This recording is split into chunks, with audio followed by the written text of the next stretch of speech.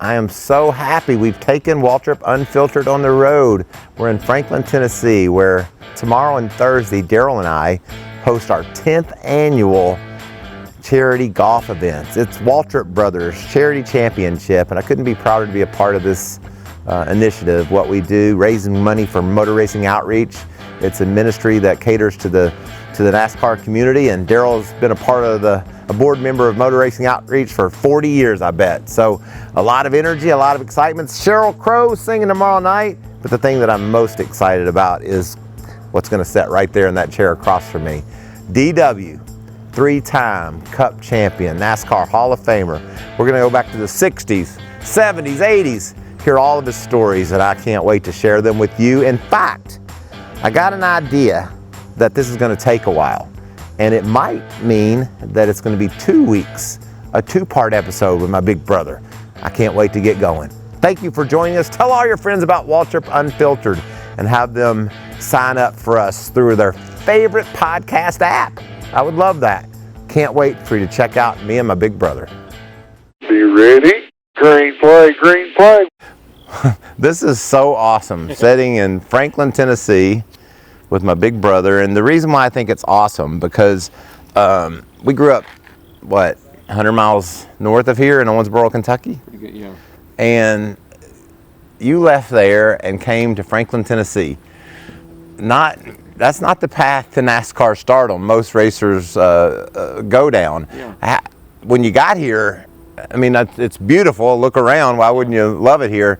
But did you ever think you'd spend the last 50 years in Franklin, Tennessee? Well, no. Well, I never. Yeah, I'm not sure. I don't know what I thought, because it's 50 years ago, and I just gotten married, and Stevie, I had a wife, and I'm trying to figure out what can I make a career? Can I make a living racing cars? So anyway, it was 73, right? About. No, we moved here in 70. 70. Yeah, we got married in 69, and then left Owensboro and came down here in 70.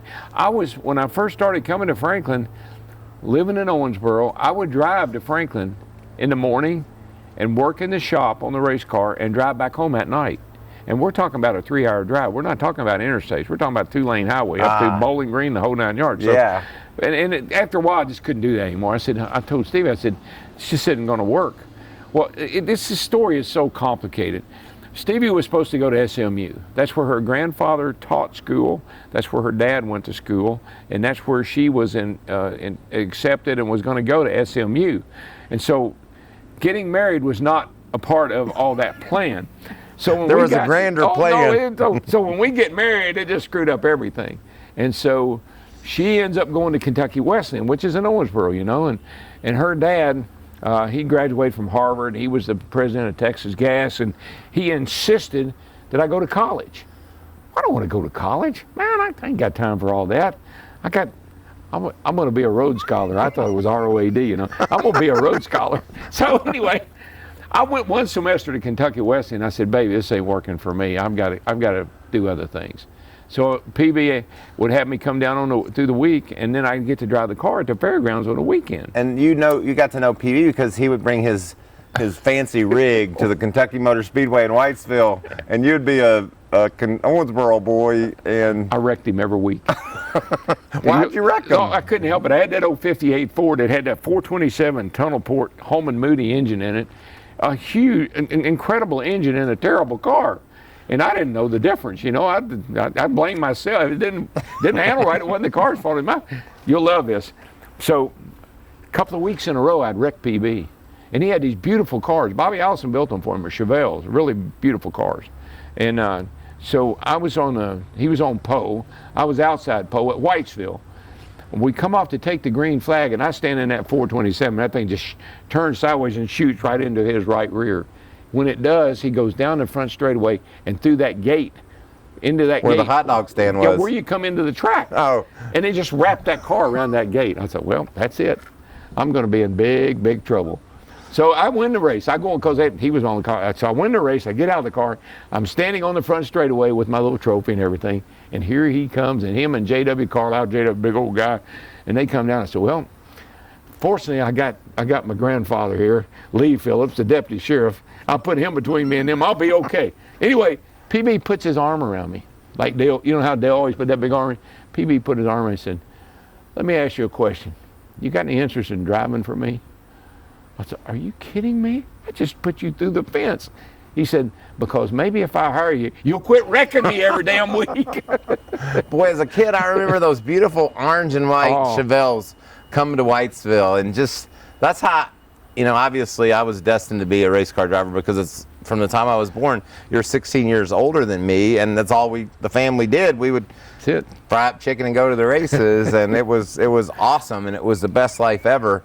But between I tell people this all the time. You started me dreaming. You said you made me want to do just what you were doing, but I didn't know everything you were going through, and all the hurdles you had to clear. You know, a kid doesn't know all that. He just knows his big brother's racing cars and winning trophies. And moving to Nashville, and well, first of all, impressing PB Crowell. Who would you liken PB Crowell to today? Like, if he wasn't, like, he was one of the big late model owners around. Oh yeah, well, I mean, he would be like Rick Hendrick. Or yeah, he'd be that's like, what I was thinking. Like Joe Gibbs or somebody of that stature, you know, because he was a multi-car team owner in the 70s. Yes. He had 47, 48, and 49.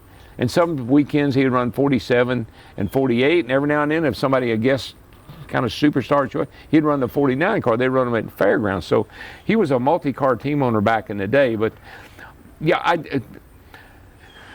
getting married was the best thing that ever happened to me. Yes. Because I mean, I was all over the place. I wasn't focused. But once I got married and I had a wife and I got to provide for her and I got to figure out what I'm going to do with my life, my career. And then PB gives me that opportunity to come down here and drive. The first time I came to Nashville, I won. And I didn't even know what I was doing. Right. But that's how good the cars were. And I always think back to how fortunate I was, because I got to drive some pretty darn good cars. The reason I was, I think, as successful in Cup as I was with Jake Elder, because Jake had been a crew chief for David Pearson, and Jake, when you got in a car that Jake had been working on, it drove right. It may not be the fastest thing there, but when you turn left, it turned left, and it did everything it was supposed to do. And Jake always told me, he said, once you get that feel of what a car is supposed to feel like, you won't quit working on it until you get it. And he was right. I mean, I'd work Hammond and those guys to death to get that car feeling like it's supposed to. Well, how did you transition from PB Crowell, Franklin, Tennessee, Nashville guy? How did you transition from him giving you that opportunity, winning the first race you're in, and winding up with Jake? Because Jake took you places. Oh man, well, first of all, we were at a cocktail party, and Bill Elmer, who was the chairman of the board of Texas Gas. Texas Gas was this, like in Owensboro, that was that's where everybody went for charity, for anything in the community. They went to Texas Gas because they supported everything. And my father-in-law was president. So Bill Elmer's chairman of the board, Frank's the president. You married good. I did. Way better than I ever deserved. And it took me a while to realize that. But we were at a cocktail party, and they were christening the Frank Raider. It was a barge, because they owned commercial carriers, the big brown trucks, and they owned terminal transport. Those were the trucks that carried the cars out of Detroit on the big car haulers, and then terminal transport, a trucking company. So they owned other transportation venues. So we were at a cocktail party, and they were christening the Frank Raider. And Bill Elmer and Mr. Raider, they were huge race fans. They had worked in the pits at Indy, volunteered, and they'd been to their Unical. People would invite them to Daytona every year, so they kind of knew a little bit about the sport. And of course, there may have been a few adult beverages involved, but Mr. Elmer says to Frank, he says, "Hey, Frank, what it would take to get this son-in-law and you in a car at Daytona?" And Frank looked at me, and I looked at him, and he said, "What would it take?" I said, "I don't know, but I'll find out. I'll find out Monday." Well, Slick Owens worked at Holman and Moody. Help me, what year was this? 73? 72? 72. Yeah, 72. Yeah. So Slick Owens worked at Holman Moody. Ed Sanders and he were really good friends. Ed Sanders, a mechanic in Owensboro. Oh yeah, in Owensboro. You know, a buddy of mine who worked on all the cars I drove. So this story's crazy. How does someone in Owensboro, Kentucky, have a connection down to NASCAR, down to Charlotte? I don't know. Yeah. I really don't know. It's a never-ending story. Yes. I mean, I could sit here from now until dark and tell you this guy and that guy and this situation, that situation. I always felt like I was in the right place at the right time. And let me ask you this: 71 or 72, standing at a cocktail party with a couple of executives. Yeah. You've always been known to have the gift of gab. You've been able to tell your story well and have made a great living after driving a car because you're so articulate and so witty and just understand things. You got that from Daddy. I know exactly where it came from because nobody was wittier or more personable than our dad. Oh, no, he's great. But, like, that's interesting that you were mature enough to impress the CEO in him wanting to put you in a car. Yeah. You must have had your stuff together. You probably dressed nice. I know when you came to NASCAR, you dressed different than those cats. Oh, yeah. So you probably had it all together then, right? You know, Michael, it's funny because I always felt like I marched to the beat of a different drum. I looked at, and no disrespect to anybody that I ever was competed against or no. You know, I looked at Richard Petty, and he had that cowboy hat and a sunglass and a belt buckle and the cowboy boots. I said, that ain't going to work for D-Dub. I'm going to go with the button-down collar, the slacks, and a pair of loafers. I'm going to look a little different. And I tell you, a guy that sort of, maybe I tailored my career a little bit after was Fireball Roberts. Fireball Roberts was that way. He was very articulate, and he was meticulous about the way he looked and the way he dressed, and always thought about how different he was than some of the other drivers. So I wanted to be different. I wanted to be different than the other guys because when you win races at the fairgrounds, and the fairgrounds was a big deal. They had 2 cup races, and they raced every Saturday night there, and people would come there and they'd say, if you can win here, you can win anywhere. So my confidence was sky high, and I just knew that if I could parlay that into something that maybe I could actually make it. I didn't want to be like the other guys. What would making it have meant to you back then? Like what? Like when I came along late enough, you were winning championships and driving nice cars and winning races. I wanted to be like you because of that. What did you aspire to? Yeah. How did you say what was making it mean? What would that meant to you? Yeah, fear. Fear of failure. Yeah, I'm afraid I'd fail. I never felt like I was not a great athlete. I could play basketball. I was pretty good in track, but football, basketball, the ball sports, the hand and eye things, where you had to be coordinated. I just wasn't that. I was okay, but I wasn't great. And when I got into racing, there's something about. I'm a big coward. I don't like to ski. I'm afraid I'll fall and hurt myself. There's so many things I'm afraid of. But when I got in that car, and I put that seatbelt on, and I put that helmet on, I was a different person. I was not the DW that you would see outside the car. When I got in that car, I turned into a different person. And I was always afraid of failure. I think I did things that I wouldn't normally do because I was afraid I'd fail. And so that motivated me. Fear is kind of a funny thing, I think. It can hinder you, can hold you back, or it can motivate you and push you forward. And so I was always afraid that I wasn't going to be good enough. I tell you when I really probably dawned on me as much as anyone, Junior Johnson asked me to drive for him. There's a lot of people I'd driven for up to that point, myself, Bill Gardner, Dygard, and some other people. But we're talking Junior Johnson. And when Junior Johnson wanted me to drive for him, my first thought was, I can't do that. I'm not that good. I mean, I'm good, but I'm not that good. Cale Yarborough just won 3 consecutive championships. How am I going to follow up on that? But I did, and it was the best thing I ever did in my whole life. And those 6 years I had at juniors defined my career. Mm-hmm. But every time I got in that car, I was so afraid that I wasn't going to do good. And I did not want to disappoint Junior Johnson. He was listen, you don't know this. I had that little yellow transistor radio with a coat hanger, and I would listen to races on WSM from Nashville, when I could get it turned just right, I could hear them talk about, for one thing, Junior Johnson and that 427 Chevrolet Mystery engine. Yeah.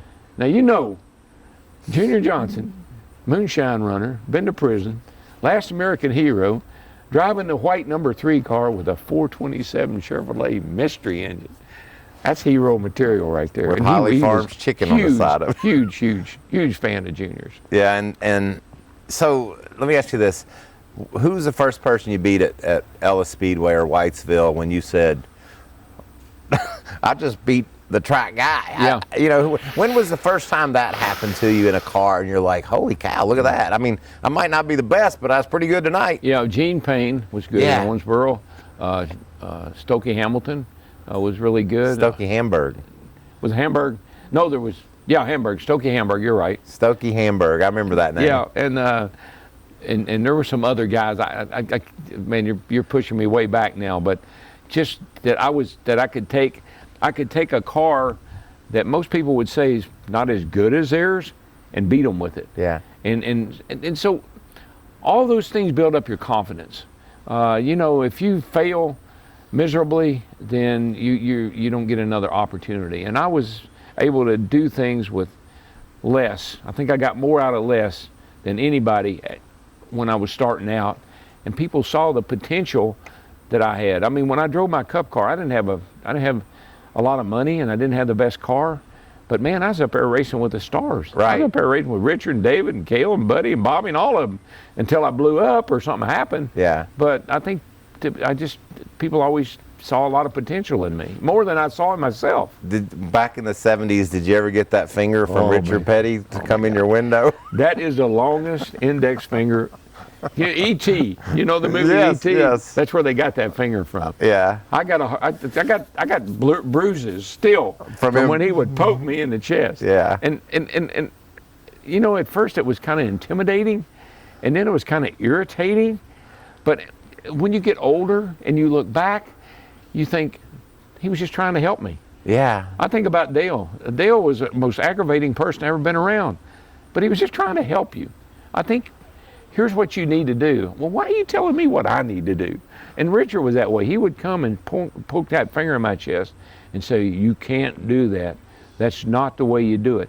One of the things Richard Petty said to me that resonated with me for a long time, first of all, he said, respect begets respect. I didn't know what that meant, but I found out. And the second thing he said, I don't know how he keeps a sponsor. Now, in our sport, when somebody says, I don't know how you keep a sponsor, that's a wake-up call. Yes. And so I took those things, they aggravated me at the time, and I resented it. But as I got older and I look back, they were right. They were everything that Richard Petty or David Pearson or Bobby Allison ever told me, they were right. They were right on. What is your first memory of mixing it up with the King? Because I think of that Darlington race where y'all swapped the lead and one of my favorite races. If I were you, I'd want to watch that every day. One of my favorite races, because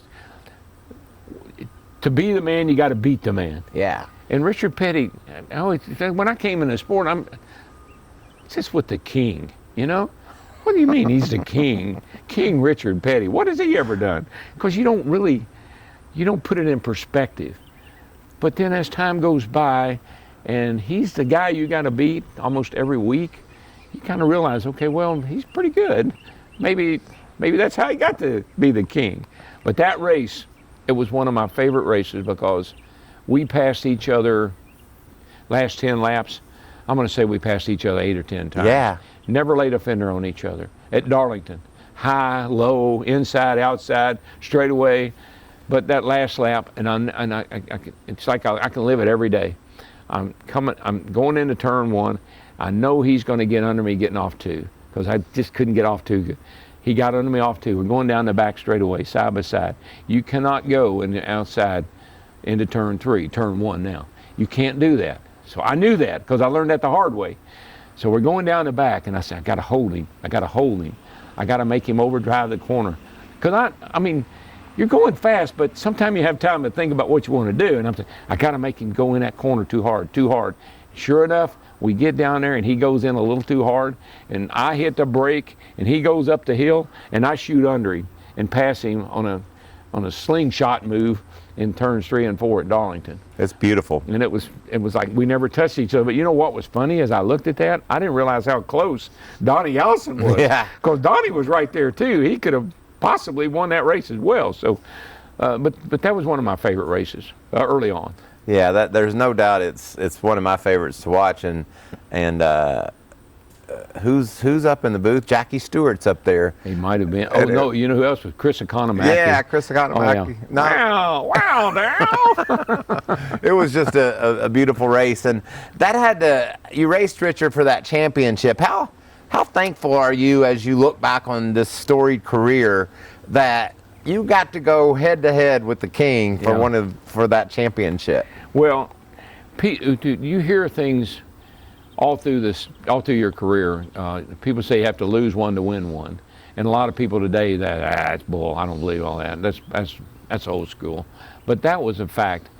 The valuable lesson I learned from '79 was don't beat yourself, and I use that even in the booth up until I'm not in the booth anymore. I said if I were some of these guys, that's what I would put on my dash. Don't beat yourself. Right. Because that's what I did. I had a big point lead. I'm finally accomplishing something that I wanted. I was beating the King. I was better than the King. I won 7 races. Everything was going so well. And I got overconfident. It started at Darlington in '79. Yeah, you spun out, right? I know. I was leading the race by a lap. I just passed David Pearson. I think he was driving Dale's 16? car. Or no, he was driving the one, or I think he was driving the 1 car for Donnie. Haas, anyway. For Haas. I think he was driving Haas. Yeah, I think you're right. I had just lapped the 2nd place car, David Pearson. And Buddy Parrott and David If are raising hell on the radio. You've got to slow down. Me and my brilliance, leave me alone. I know what I'm doing. And about 5 laps later, I'm in the wall. I went on the outside into turn 1, passing Buddy Arrington. Buddy slid me up the hill just a little bit. I got in the loose stuff, smacked the wall. And it wasn't a Darlington stripe. It was a wreck, right? It got loose and then snapped and hit the wall. Bad enough. Slid down the bottom of the track, cranked up, got going. I'm still on the lead lap because I had a lap lead. Wrecked again because the car was damaged. Yeah, you couldn't drive it. Couldn't drive it after that. So I learned a valuable lesson that year. At Wilkesboro, Bobby Allison and I got together, put me in the wall, and knocked me out of the race. Just so many things happened that were my fault. You can look back and you can always blame people for what happened, but there's a common denominator in all those things, and it's you. And so I learned some valuable lessons. You know, it's interesting what you learned in '79, and then the timing of things. You're battling with the King, and you're battling with David Pearson. Yeah. Legends of the sport, Hall of Famers, and there's some kid shows up, not a kid, he's a rough-looking cat with a mustache. Oh man! In 1980, he comes to Cup. He had won as a rookie in '79. He wins the damn championship. I know it. What was that like for you? Yeah. You know, being semi-established or battling your way to the respect that you were wanting out of the King, and then Dale comes in and rips off a championship. Yeah. Well, the first thing you think he's lucky. You know, as well, he was just lucky. He was in the right place at the right time for a change. I was leaving Diegard and going to drive for Junior. Cale was leaving Junior. So there was a lot of things happening in the sport that always felt like made it possible for Dale to win that championship. Never gave him. The hardest thing to do is give a competitor credit for being really good. I knew he was pretty good. I'd met Dale. Robert G. was his father-in-law, and Brenda was his wife, and I knew Kelly and Dale Jr. when they were little kids, and so I'd known Dale. I'll never forget. Dale come to me, and this was early on before he even got a Cup ride. And he said, I'm never going to make it if I don't get out of these dirt tracks. Because he were at Gaffney and Concord and all those little racetracks. Metrolina, all those little racetracks around there. That's where he raced. He said, I got to get off these dirt tracks. And I said, well, buddy, you just got to work hard. You know, you got to make some sacrifices. I made some damn sacrifices. I don't need to make any more. I need something good to happen to me. So then Rod Ostlund comes along, and him and Doug Richard and Lou LaRosa and that whole crowd, they throw a car together and win the championship. But Dale was exceptional. There's no question. You can talk about who's the greatest driver of all time. Well, it depends on what area you're talking about and blah, blah, blah. But Dale was exceptional, and it took me a while to accept that. You like to think it was lucky or, and the car is better or whatever, but he was just good. Yeah, and y'all had he won it in 80, and then you got on the roll at juniors and won 3 in a row. Yeah.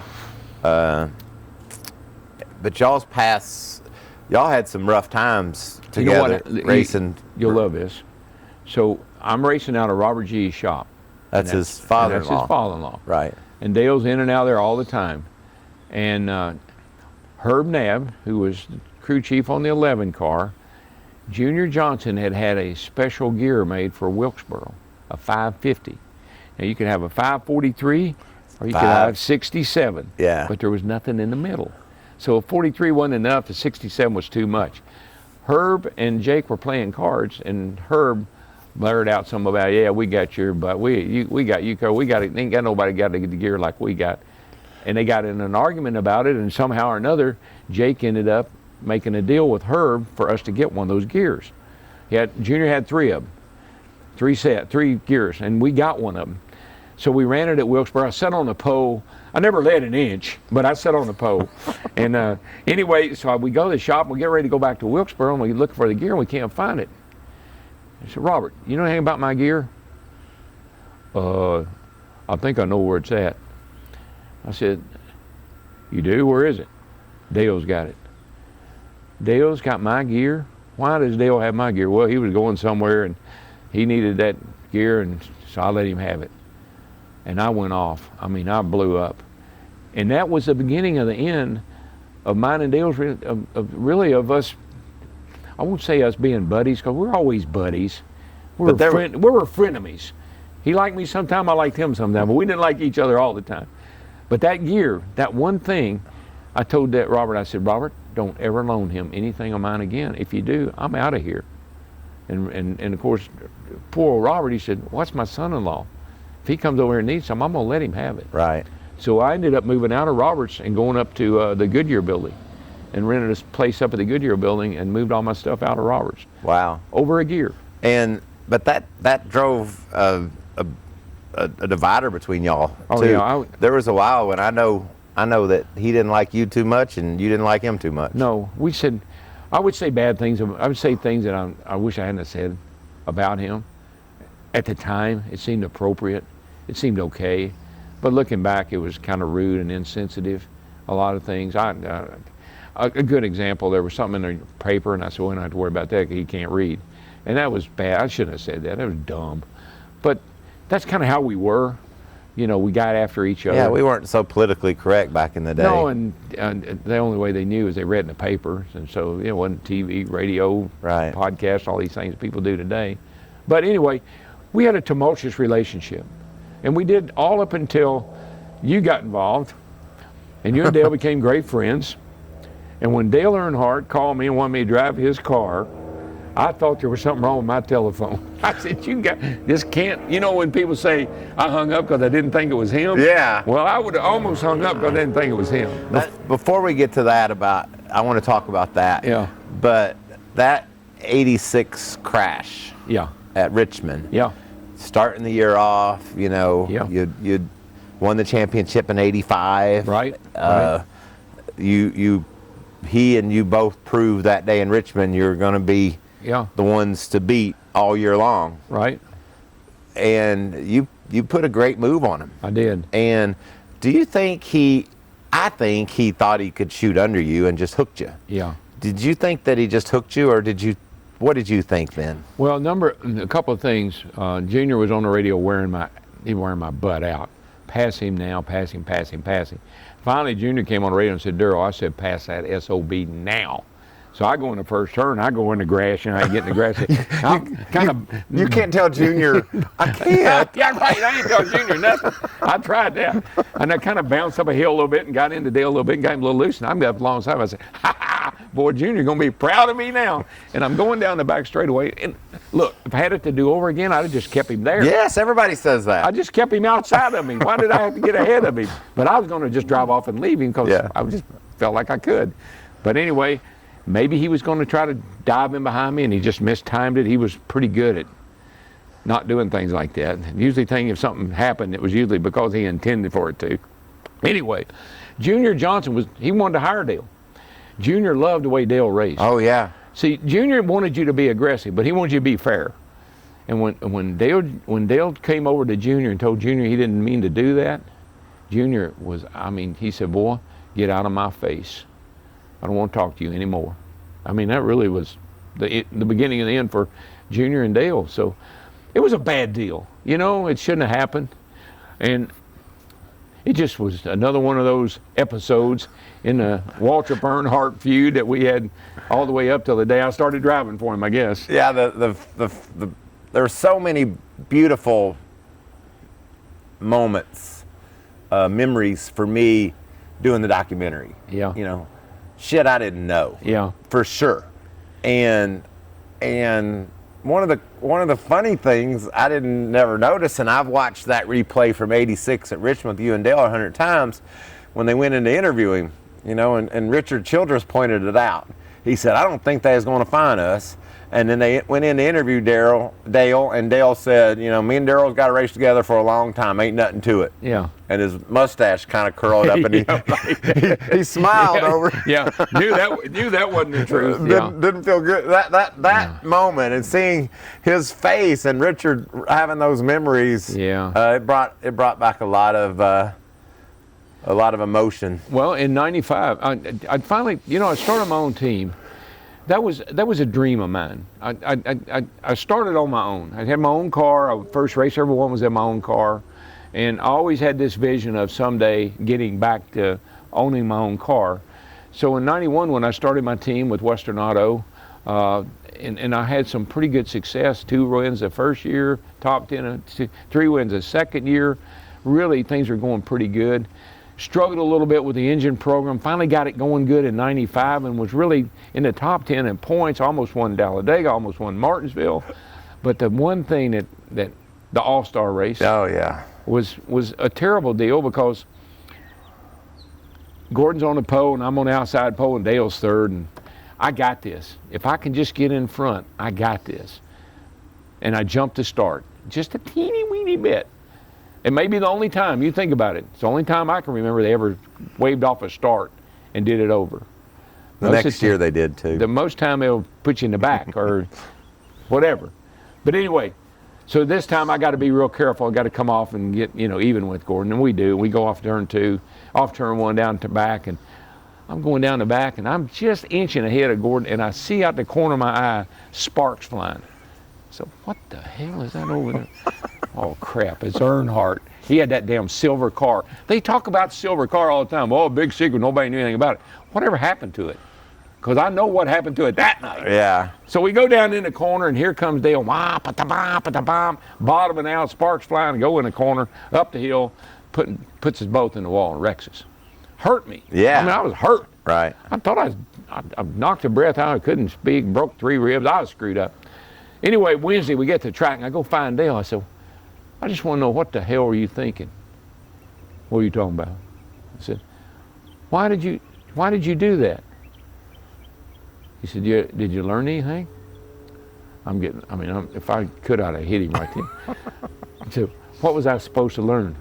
Don't ever pass me on the outside, and walked away. That was the end of that conversation. It'd be nice if you could beat him up, but you couldn't. Oh no, I couldn't even swing. I couldn't even put my car in reverse, let alone take a pop at him. But anyway, the thing I loved about him is, and I still love about him, is he never, very seldom did he deny anything. Yeah. Very seldom it was like, just like he said about me, well, we got to race together a long time. Yeah. Or, he cut me off and I had to hit him or whatever. He never made excuses. He told me he thought you'd lift. Well, I would have. thought I could make it. Yeah. I went in that corner way over my head. So, 98, your team, you've had some success, you've won races, but sponsorship issues and things, Right. The Tabasco fiasco, all the things you went through trying to be an owner and a driver. We know how challenging it is. Yeah. Where were you with your mentality going into that 98 season? Well, I don't know. I tell these stories so many times, sometimes I wonder if people have heard them or not. But anyway, 98. You know what's interesting? That's why I love doing this, because I don't know if I've heard them either or not, but I sure do like hearing them again. Yeah. So in 98, I had to sell my team. I sold to Tim Beverly. And the deal was Beverly bought the team. It was in May, I think it was. April or May, somewhere along in there. And the part of the deal was I would continue to drive the car the rest of that year. So Beverly buys the team, and he calls me like on a Monday and says, got a problem. He says, I'm going to have to shut this thing down for a while. I said, what? He said, I'll pay you. He said, but the cars are outdated, and they were. I didn't have the money to, that's when the SB2 went from the some engine we had, it became obsolete because they came to a Chevrolet had a new engine. I hadn't made that transition yet. So he was right. He said, I'm going to shut her down. He said, but I'll pay you. But if you want to find something else to do, fine. If you don't, just wait it out. Yeah. It's all right. I'll tell you the great thing. So I know they haven't heard this story because I don't think I've told it publicly maybe ever. But I was at home in Cheryl's Ford, and it was Monday or Tuesday, and Park had gotten hurt. Yeah. That happened at Atlanta, right? Yeah, at Atlanta. When he clobbered that pit wall. Yeah, remember Dale put Ron Hornaday in the car. Hornaday wrecked the car. He put somebody else in the car. Right. He'd run like 2 or 3 races with other guys, and they weren't doing any good. They were putting him in the hole. So I woke up one morning in Cheryl's Ford, and Buffy was there, and I said, Buffy, I think I should call Darrell and tell him to call Dale and tell him that Dale wants to talk to him about driving his car. But then I got to call Dale and tell Dale that Darrell wants to talk to him. I got to make them both think it's the other guy's idea. Yeah. So I had this plan in my mind, and so I call up Dale and talk to him, and then I call you up, and like that was one of the coolest things I've ever done, because it was a perfect relationship for you guys at that point in your life. It was. You know, there was some rough roads behind you, but it gave you a chance, so much respect. We mended a lot of bridges. And it gave you the chance to put all that behind you. Yeah. And well, the funniest thing was when you called me, I don't know if you remember or not, you called me and said, if Dale called you and asked you would drive his car, well, I said, hell, I ain't driving his car. and then we talked. That's what I told you. There was a lot. I remember I had to do a lot of work. Yeah. And then we talked about it and said, well, first of all, he's probably not going to call me. He said, well, if he did call you, would you talk to him? I said, sure. Well, it wasn't very long that he called, and I think no matter what happened between Dale and I, we had a lot of respect for each other. He knew I could drive, and I knew he could drive, and so we had a lot of mutual respect for each other. I think what really made that work was because I'd had my own team, and I'd been through that ups and downs of, trying to keep a sponsor and building cars and people. And I mean, all you're running is an adult daycare center. That's basically what it is, because every morning it's kind of see you a minute. Right. But anyway, Felipe Lopez and a few of the guys. Dave Charpentier, right? Was he your engineer? I think he was an engineer, and Derek Finley was an engineer right out of college. I'll never forget, Dale said, just work with him. He doesn't know what he's doing, but just see if you can help him. And so we went through a little bit of a transition there to where they got used to me and I got used to them. And then I'm gonna tell you, and Dale I think Dale and Ty Norris both would have agreed, if I could have stayed there, we'd have won races. We were just getting that car and that communication down to where we would have won races. I almost won California. I almost won Pocono. Yeah. I mean, Dale was like me. He knew what it took to win. He had to have the motors. He had a great engine shop. You had to have the car. You had to have the people. And Dale knew all those things. And by the time I left there, we had it all. Yeah. And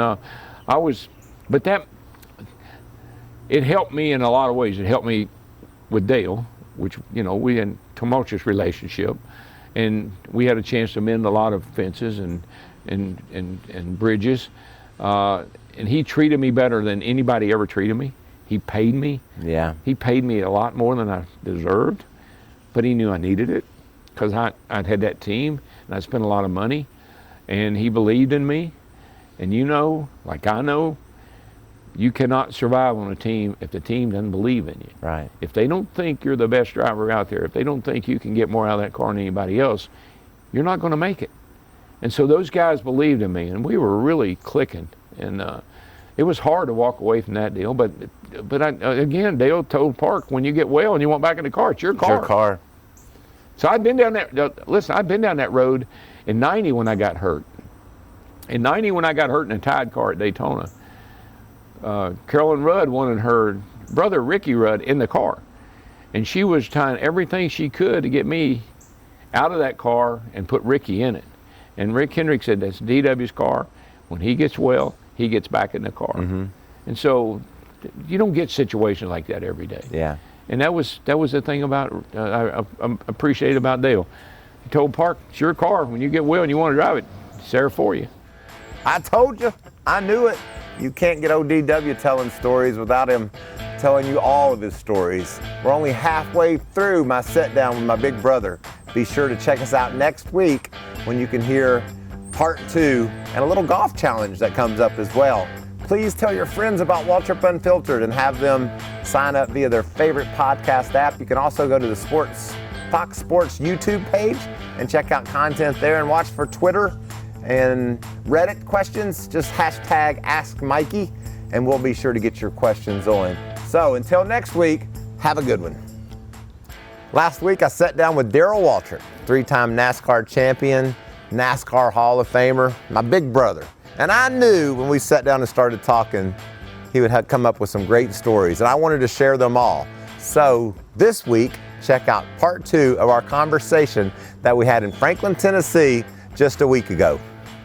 Be ready. Green flag, green flag. Remember when you, I think it was when you nearly won Pocono and tears in your eyes, you do this interview and say, they just didn't put enough dirt on me. Yeah. I still can do this. Yeah. That's what you just live for. Well, showing people that you can still do this. Michael, when you won championships, you won 84 races, and then all of a sudden you don't win, and a lot of it you can blame on equipment, but a lot of it you can blame on yourself. Right. I became a dad, 2 daughters. I got worried about getting hurt. Can't race, worrying about getting hurt. I'll never forget you come to me at Talladega, Daytona, where we were. What are you going to do today? I'm going to ride in the back. Yeah. Well, what are you going to do that for? I said, what are you going to do? I'm going to run up front. If I go out, I'm going to go out up front. Yeah. I said, well, I'm going to ride in the back, and if I go out, I'll be like a buzzard. If you guys all wreck, I'll be like a buzzard. I'll come circling in and pick up the pieces. It was funny you say that, because in 2009 was my last season as a full-time driver. I ran Daytona and Talladega after that. But in 2009, like the 3rd or 4th race of the year is Atlanta, and we go screaming down into turn 1 on the first lap. I qualify 22nd, and they're 5 wide on the first turn. And I'm thinking to myself, why don't these guys just take their time? Why are they in such a hurry? And then I run a lap, and I'm like, it's a race. I guess you're supposed to be in a hurry. Right. And if you got a question why they're in a hurry, you probably need to figure out it's time to do something else. Well, a couple of things happened to me in the latter 2 or 3 years of my career. First of all, I got hurt. And once I got hurt, I got worried about getting hurt again. There's just something about a race car. You can get one sideways, and you're always able to pull it back, and you save it, and you keep on going. But once that thing ever jumps out from under you, and you don't save it, and you hit the wall or you hit something, and it hurts you, you can't get that feeling out of your mind. So now you're driving with that thing. Am I in the track? Am I hooked up? Right. Am I okay? Everything good? And you can't race that way. And that was the problem I had. I would have probably quit in '98 after Dale's ride. But I toughed it out to '98, and then in '99, Travis Carter called me about the Kmart ride, and you'll love this. So I'm talking to Carl Haas, and he's a partner with Travis Carter, and they got the Kmart deal. So I'm talking to Carl, and Travis told me I needed to call him and talk to him, because he wasn't he wasn't sold on who the driver should be. So I'm talking to Carl, and something came up, and he said, "Is this Michael?" I remember you telling me that. I said, "No, this is his brother, Darrell." He said, "Hell, I thought we were hiring Michael." He probably said, "Hell yeah, I'll hire you. I'll put you on board right now." God bless his soul. So we're at Daytona, the first race for the 500. And Travis comes to me before the race. He says, "Now, if Carl comes out on pit road and kneels down in front of the car, he's going to kneel down in front of the car and start praying. So I just want you to be aware of that, so you don't panic." Sure enough, he got that big old cigar. Here he comes out on pit road. He kneels down in front of that car, and I don't know what he said to it or who he was talking to, but he prayed over that car and got up and walked off. Didn't say hi to me or anything. Just prayed over that car and left. Right. Well, you got to like a guy with that spirit. Well, I thought it was pretty cool. Did you get to know him any? Very little. Yeah. Went to a Christmas party at his house in Chicago. Mario was there, and Michael, and all the guys that drove for the Kmart team, for him and the Kmart team at that time. Big deal. It's supposed to, like, if you get invited to that, you're somebody special. I thought, well, you're driving for him. You'd think he probably ought to invite you to the Christmas party. But anyway, that was an odd situation. But I wish I hadn't done that deal, because it turned out not to be so hot, and it wasn't all their fault, and it wasn't all my fault. It just wasn't a good situation. But if I hadn't have done that deal, again, it's a timing thing, I'd have never went to work for Fox. Right. If I'd have retired at the end of '98, I'd have probably gone to work for ESPN, TN. I don't know who. I'd have probably gone to work for someone else. But because I toughed it out a couple of years there, then the Fox deal came along, and best job I ever had. So, talked about timing and all the crazy things that happened in the 60s and 70s, and Dale's the ability to spend quality time with Dale late in his life, as it turns out. Yeah. And now your career is ending behind the wheel, and here comes Fox. Yeah. And they put their arms around DW. He's our man. Yeah. Another perfect timing issue for you. Yeah, David Hill called me. Ken Shanzer, or what I think Ken Shanzer from NBC, I think it was, came to Franklin to visit with me to see if I would go to work for them. And his dream team was Joe Gibbs and Brian Williams and me. That was going to be the guys that were going to do the races. That was what they were working on. He came, and it was so obvious to me, because he had on a pair of freshly creased Levi Wrangler, some kind of jeans, a brand new pair of cowboy boots that didn't even have the price tag off the bottom of them. So he came to Franklin, Tennessee he was going to cowboy up and see if we could make a deal.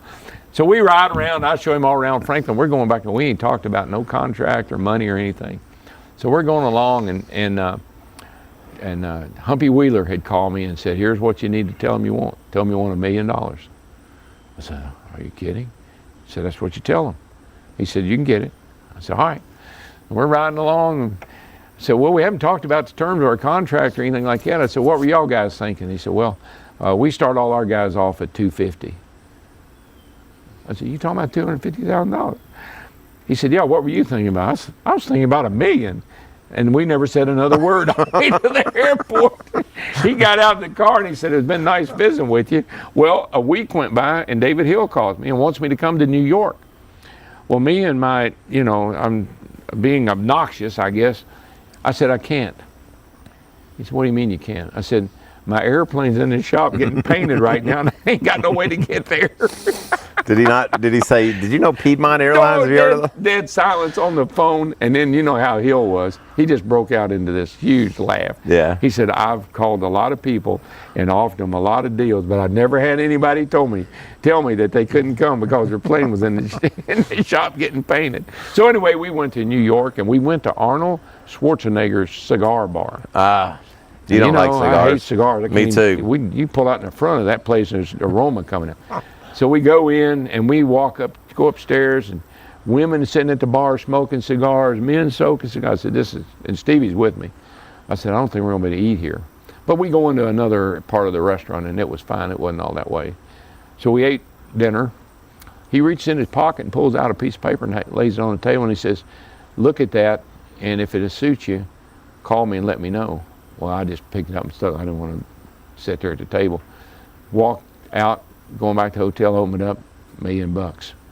I said, I called him. I couldn't wait to call him. I said, I think I'm your guy. I'm gonna get that plane painted, and I'll be at the where you want me at. And that's how I started my relationship with them. And he's awesome, and he's been a big part of this deal since the beginning. Oh yeah, and he helped me so much. Yeah, the thing about the reason why, many reasons I wanted to have my podcast with you this week, but one of the most important is that everybody asks me, how's Darrell doing? I know. What's Darrell doing? I know. And I try to tell people all the time, like, Darrell's doing what he's done for the last 18 years. Yeah. He got done in June in Sonoma, Yeah. and he's going to be off until February. Yeah. And so Darrell's living life. It ain't no different. What you need to be thinking about is what old Darrell's going to doing come February, because the last 60 years, it's been the same. You're on a team. Yeah. You're on your race teams, and then you're on the Fox team. And I just wondered where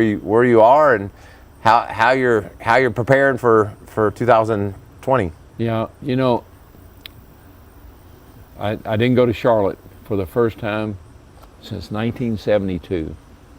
I ran a race at Charlotte, a cup race, fall race in Charlotte in '72. And I've been there every time I open the gates almost. I've been there ever since, and I didn't go this time. I don't know if I'll go back to a track. The hardest thing about a racetrack is to not have a purpose, not have a reason to be there, whether you're a driver or a team owner or a crew member or whatever, or a TV analyst. You have a reason to be there. I've been to some races where I just went to be a fan. It didn't work out so good for me. You walk by and, hey, how you doing? And just people just kind of blow you off and send you on your way. Shoo, now go along. and the other thing too is, I'm 72 years old. I've had an incredible career. I've had more fun than the law allows. And there are a lot of young people, younger guys than me in their 40s, that deserve a chance, an opportunity to experience some of the things I've experienced. And so I'm not angry, or I'm not bitter, or I'm not disappointed that my career has come to an end. It's just hard to accept. It's like when I won the last race of my career in '92 at Darlington. I thought, well, I'll always be able to win a race. I'll fall into one here or there. Little did I know I'd go 8 years and not win another race. Mm-hmm. And I think that's kind of how I feel about the TV is, I never thought about it coming to an end. I always thought there would be a place for me. I thought about other people having trouble finding a place for them, but never thought it'd be me. So anyway, I'm fine, and you're right.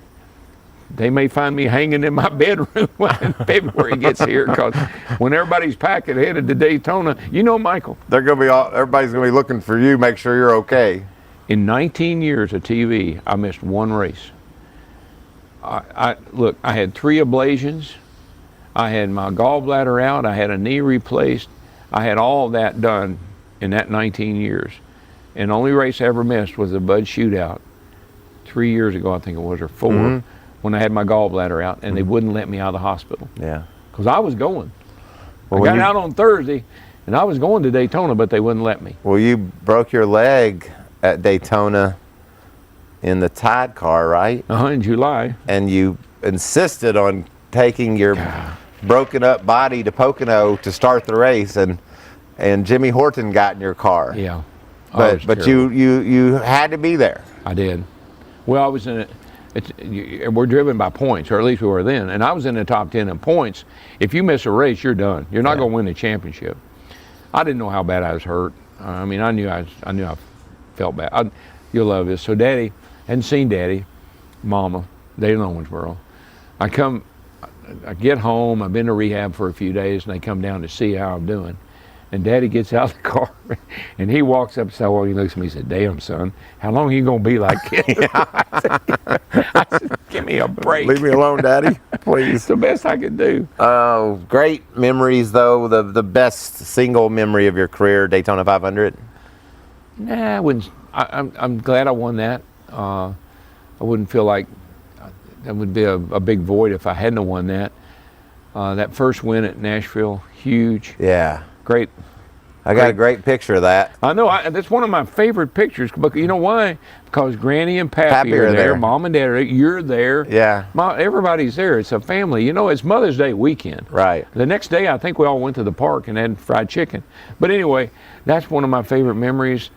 The race that I won at Martinsville, where I hit Terry Labonte and Terry Labonte hit Dale, that was a big weekend because that was a weekend Jessica was born. And that little come to the track that morning and that vase sitting in the seat of my car with that little rose in it and a note, "Win this one for me, Daddy." Oh, I'll never forget that. And you weren't the fastest car. Oh no, you wheeled your way I into had no business winning that race. I led 600 feet. So and then in '92, I won Bristol race. I'll never forget. They went from asphalt to concrete, and everybody said, "Well, that'll end he won't concrete. He'll be totally different. He won't win that race." The first race on concrete at night, I won it, and that was a big deal because that was the weekend Sarah was born. Wow. So. And there are other memories that races that stick out special. That '79 Darlington race with Richard, and then some of the ones I lost that you never forget.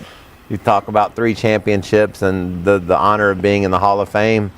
You pretty much did it all, and that has to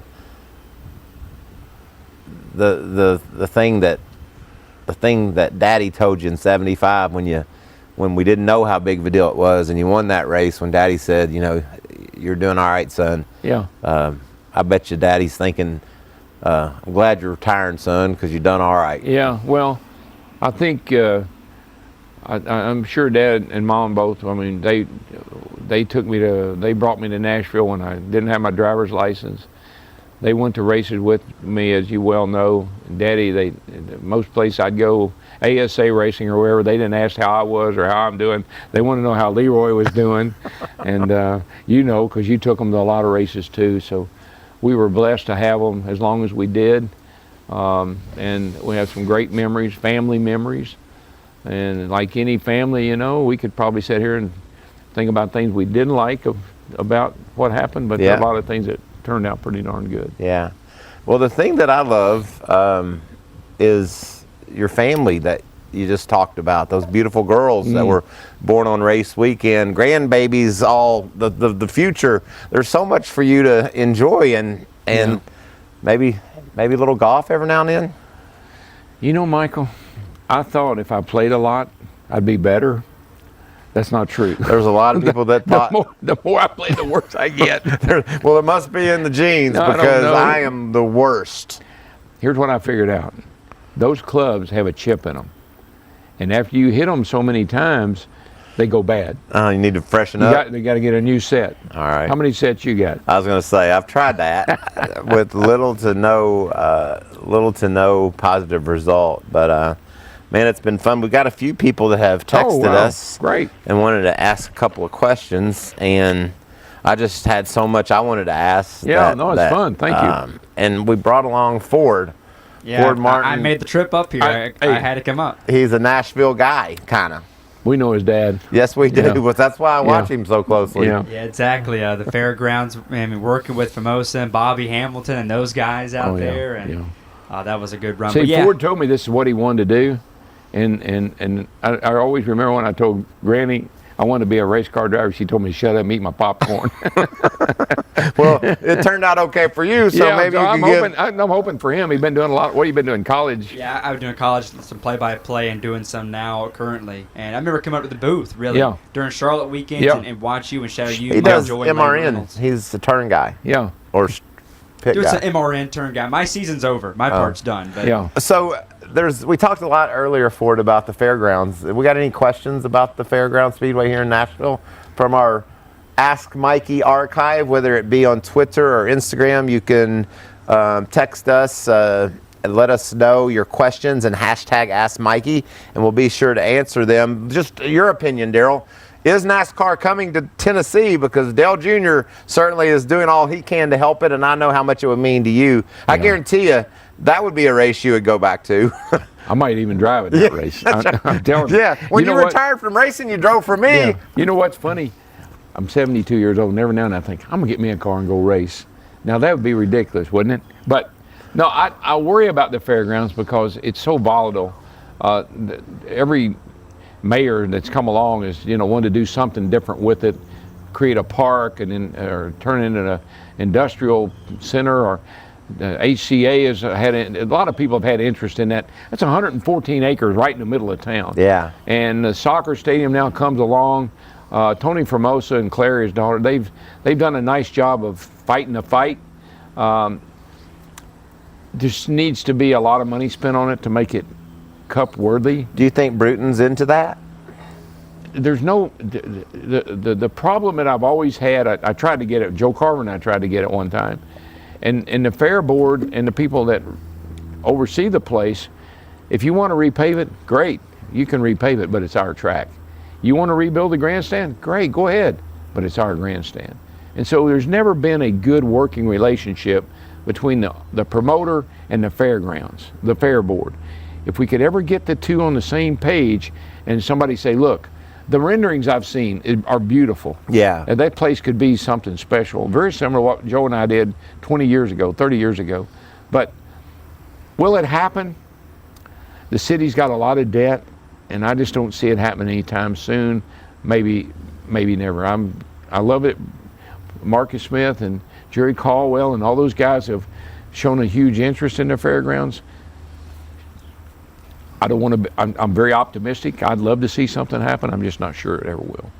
Another question that I've been looking forward to asking you. We've raced Daytona and Talladega. We know we've almost done every imaginable rule scenario that that has come along, and this one that we have now is not any different much than some we've had in the past. No. What did you think about the Talladega race from start to finish, and then particularly what did you think about that finish? Well, Grant Lynch and those guys down there, they've done an amazing job of promoting that race and that track, and that's a one-of-a-kind racetrack. You know why I know he's a great promoter? I saw DW on a float in the infield last summer with the fans, and possibly had a red Solo cup that might have just had grape juice in it. I don't know, but that's a great promoter. That's a great promoter. He can get you out on the boulevard. Yeah, but I can't tell you. Nothing ever changes. You go there. People get angry, they don't get angry, they get upset with us. We talk about the big one because we know there are going to be big wrecks. You can't pack race. You can't run 30 cars on top of each other and not expect to have multi-car wrecks or a lot of cars involved. There's no fixing it. I thought the finish that's what we live, that's what we watch. I watched the start of that race, and I went outside and power washed, came back in and watched the end of that race. And I don't really think I missed all that much. I don't like the yellow line rule. Yeah. There's a lot of people that will argue with you. See, we've gotten caught up in this safety thing. It's got to be, it's not safe. Well, racing is not safe. And I don't want to see anybody get hurt. These cars are pretty safe these days. The tracks with the safer barriers are pretty safe these days. But when we keep trying to eliminate danger, that's what makes drag racing fun. That's what makes maybe IndyCar racing fun to watch, because they hit the wall. They usually pretty big deal. And I kind of get tired of hearing about, it wouldn't be safe. It wouldn't be safe to have the cars all over the track on the last lap. What? I mean, if you can make a pass on the apron, well, get on down there and do it. And they say, well, they're going to wreck everybody. Hell, they wreck everybody now. Yeah. I mean, give me a break. Is it time for the yellow line to go away? Well, I say, and there's people that would disagree with this, and I know it's hard to have different rules for different times, but on the last lap, when the white flag comes out, all hell breaks loose. Have at it. Just roll up the yellow line? And just go. If you got to go below the line, and just like what happened in the truck race, I felt sorry for Johnny Sauter. I mean, he and that guy were racing each other for the win, and he blocked that guy, and they both went below the yellow line, and he gets disqualified. See, they bought into this disqualifying thing because of the fans. The fans doesn't think it was fair for a guy to be able to break the rules, have an illegal car, whatever, and still credit for the win or credit for the finish. I don't agree with that. I just don't think you can disqualify a guy over a line on a track. Right. There's things you can disqualify a guy for, don't get me wrong, motors, tires, all those big gas. But a line on a track, you're going to disqualify a guy because he went below some line? Then he was at Darlington and he won the Saturday race. Yeah. He won the Xfinity race and his car was Too either low. too low or too high. Too low. So he's in the media center and he gets done with all the interviews and he's got the trophy and he's getting ready to walk out the door, and the one of the PR guys for the track said, hey, you've been disqualified. We need you to go over there and talk to the media. Then he looked at his trophy and handed it to the guy and walked out the door and left. He said, all right, thanks a lot. See, that's another rule. Does it make any sense to you when you run that car on the ground? I mean, they're dragging, sparking, the splitter's dragging. Every part of that car on the racetrack is on the ground. And it's too low. And then when they race with, oh, that's too low. Sorry. I've had that discussion several times. Look, NASCAR guys get upset with me because you got to have rules. I understand that. Right. Just because I don't like the rule doesn't mean I don't like the person that made it. I think we have too many rules. Right. We are over officiated. I mean, don't know. Did you ever think you'd take a car in a room and close all the curtains and put dots all over it and put a laser on it and tell them it's out of line? Give me a break. All that stuff has happened for a reason. Jake would look at his tape measure and say, I think we're one of those little marks off. Oh, man, this has been so much fun. Oh, my gosh. So, Ford, let's ask a few more questions. I love when our friends from Reddit or from Twitter hashtag Ask Mikey, and we can just see what's on their minds and share it with Big Brother. Yeah, that's right. And we're talking about how a little bit ago about how I love Nashville, being around Nashville. Well, I'm a big Nashville Predators fan, Woo-hoo. and we have a question from Twitter from Jack_Bauer fam, and he said, DW, what was it like waving the towel in front of all those fans at Bridgestone Arena for the Predators playoff hockey game as the seventh man? Well, first of all, I kind of was an eye-opener for me because I could not believe the energy in that stadium, in that room, whatever you call it, where they play hockey. I mean, it was unbelievable, the rink, yeah. And I was down there, and of course, I said, let's kick some ice, boys. And I don't know, everybody said, what did he say? Because I like what Michael said. You can say anything you want to once. But anyway, it waving the towel, and the fans were so engaged. And in your own, it's what makes short track racing so great. I think it's why fans really get excited about going to short tracks, because you're so close. And you can almost reach out and touch the players, and you could hear them grunting and groaning and slapping that stick and knocking that puck around. And it's hockey is where it's at. That's a fun day. That was a fun afternoon. I enjoyed the heck out of it. That's awesome. What else you got over there, Ford, for another question? Let's kick some ice, boys. Yeah, that's right. Heck yeah. Rich have one from Reddit here. I think this is a pretty funny one here. Dale Jr. said, we got these big ice spoilers on here now. Big ice spoilers.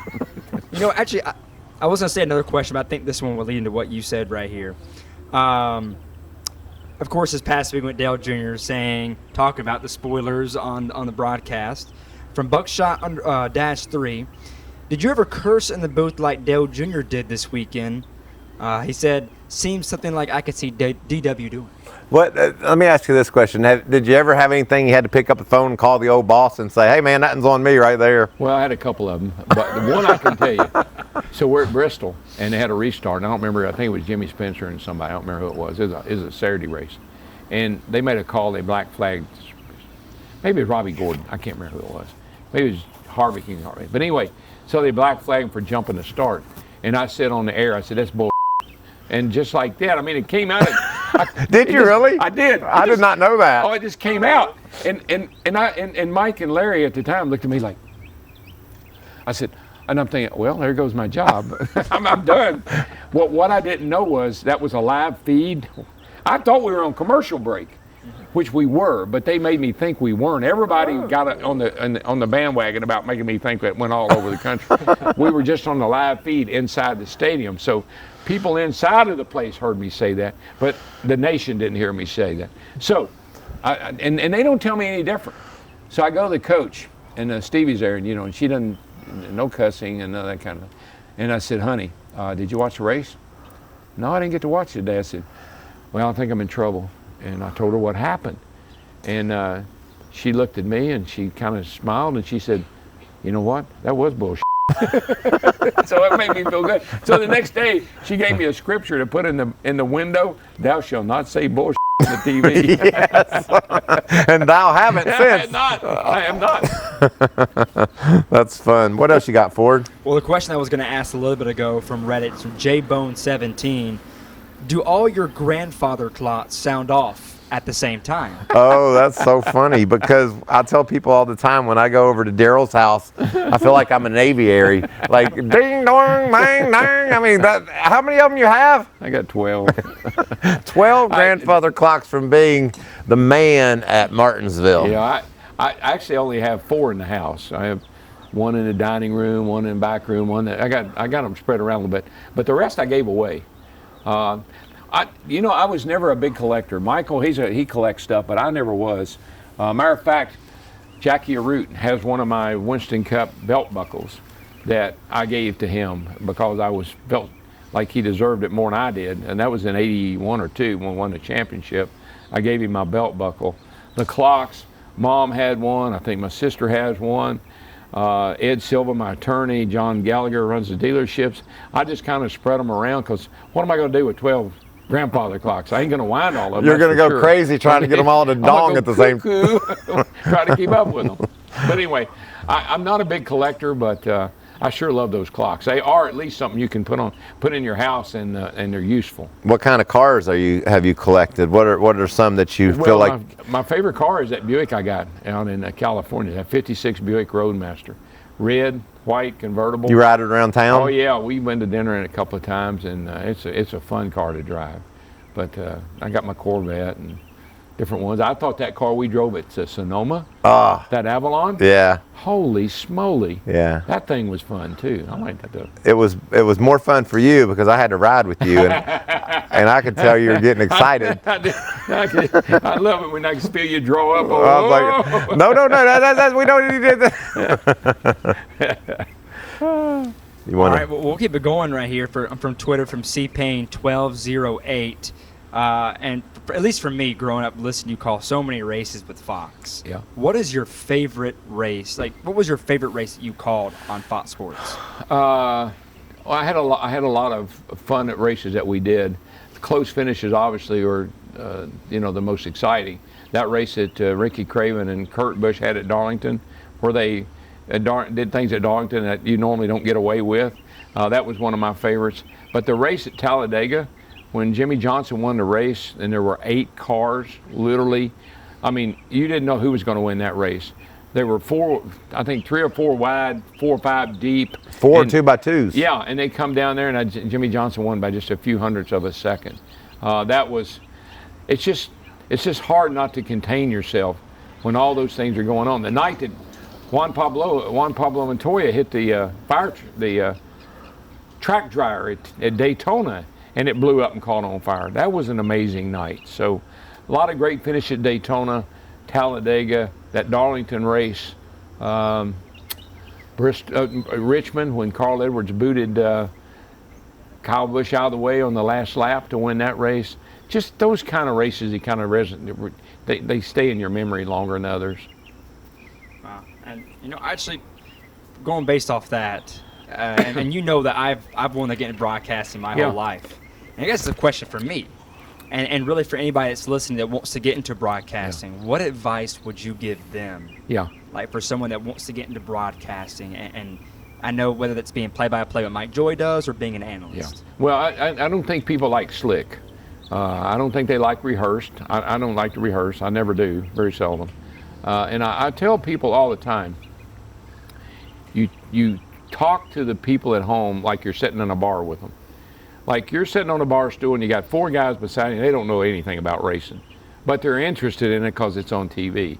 And so you try to, you entertain and you educate. It's got to be fun. It's got to be funny. You got to know when it's funny and when to be serious, but it's got to be entertaining. And after all, that's what we're there for. We're there to call a race. There's a race going on, and that's the star of the show. But you got to be able to have a little fun along the way to keep it entertaining. And I think that's exactly what you've done, and you've always inspired me to try to figure out a way to tell the story that people can appreciate, understand what's happening, but then them say, I didn't think about it like that. Yeah, you just can't make it too technical. Yes. People don't care about all that technicality. They just want to know, keep it simple. Stupid. the old KISS rule right That's there. Right, that's right. But this has been a ball, Darrell. Thank you so much for taking your time. This do it. This retirement life looks like it's treating you well, and I'm looking forward to playing a little golf. And in fact, like I'd love to go show you my new putting move. Like I got a new move. What do you get another? Every time I see you, you got somebody new that's told you were doing what you were doing wrong and correcting it. And I got a lot of issues. How many coaches have you had? I've had several, and the one I have now sucks. I don't know what I'm going to do about golf. I finished next to last in the Golf Guys Tour in 2019. Denny Hamlin was our champion. Larson top 5. Ricky Stenhouse right up there. I was 20th out of 21. I've played with you when I thought you were pretty good, and I would play with you when I thought, why in the hell does he keep doing this? Yeah, I'm at that point in my life right now. Why the heck do I keep doing this? Yeah. But thank you so much for brother to brother. You know what? We've come a long way. We have. And you know what? I think there's still a long way for us to go. There's a long way for you to go.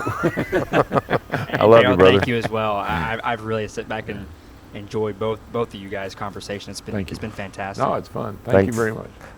Man, that was awesome. So thankful for the time that Big Brother allowed me to hang out with him. Had fun doing the golf challenge as well. He's such a fun guy. He does so many cool things and so passionate about NASCAR. Think about it. People ask me all the time, how's retirement? He's not retired yet. He won't be retired until February. And we're going to have to think about Darrell a lot then, because for the first time in 60-some years, he's not going to be going to the racetrack. But he's still going to have a big smile on his face, a beautiful family, thankful man, and I'm proud to call him Big Brother. I don't think my life would have turned out near what it did if I didn't have an inspiration like him to look up to when I was a kid. So thanks, DW, appreciate you, and thank you. Thank you for listening to Waltrip Unfiltered, and be sure to tell your friends about us.